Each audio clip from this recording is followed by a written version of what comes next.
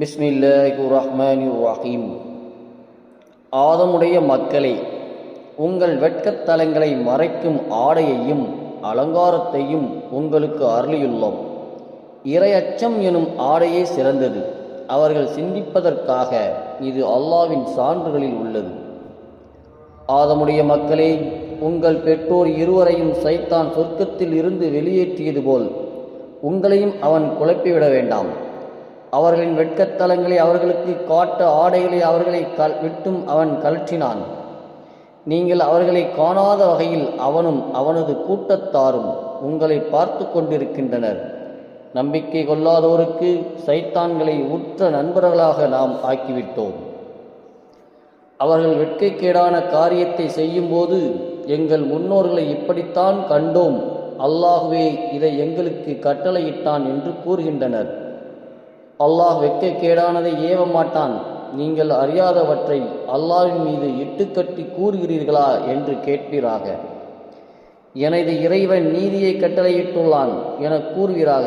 ஒவ்வொரு தொழுமிடத்திலும் உங்களின் கவனங்களை ஒருமுகப்படுத்திக் கொள்ளுங்கள். வணக்கத்தை அவனுக்கே உள தூய்மையுடன் செய்து அவனிடமே பிரார்த்தியுங்கள். உங்களை அவன் முதலில் படைத்தவாறே மீள்வீர்கள். சிலருக்கு அவன் நேர்வழி காட்டினான், மற்றும் சிலர் மீது வழிகேடு உறுதியாகிவிட்டது. அவர்கள் அல்லாஹ்வை அன்றி சைத்தான்களை உற்ற நண்பர்களாக்கி கொண்டனர். தாங்கள் நேர்வழி நடப்போர் எனவும் எண்ணிக்கொள்கின்றனர். ஆதமுடைய மக்களே, ஒவ்வொரு தொழுமிடத்திலும் உங்கள் அலங்காரத்தை செய்து கொள்ளுங்கள். உண்ணுங்கள், பருகுங்கள், வீண் விரயம் செய்யாதீர்கள். வீண் விரயம் செய்வோரை அவன் விரும்ப மாட்டான். தனது அடியார்களுக்காக அல்லாஹ் வழங்கிய அலங்காரத்தையும் தூய்மையான உணவுகளையும் தடை செய்பவன் யார் என்று கேட்பீராக. அவை இவ்வுலக வாழ்க்கையிலும் குறிப்பாக கியாமத்து நாளிலும் நம்பிக்கை கொண்ட மக்களுக்குரியது என கூறுவீராக. அறிகின்ற சமுதாயத்திற்கு இவ்வாறே சான்றுகளை விளக்குகிறோம்.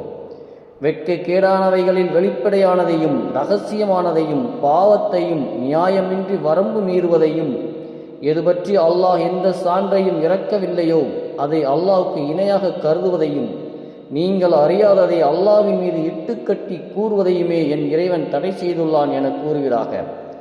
ஒவ்வொரு சமுதாயத்திற்கும் கெடு உண்டு. அவர்களின் கெடு வரும்போது சிறிது நேரம் அவர்கள் முந்தவும் மாட்டார்கள், பிந்தவும் மாட்டார்கள்.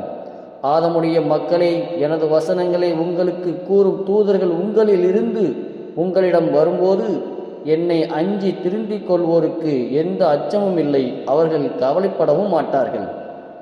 அஸ்ஸலாமு அலைக்கும் வரஹ்மத்துல்லாஹி வபரகாத்துஹு.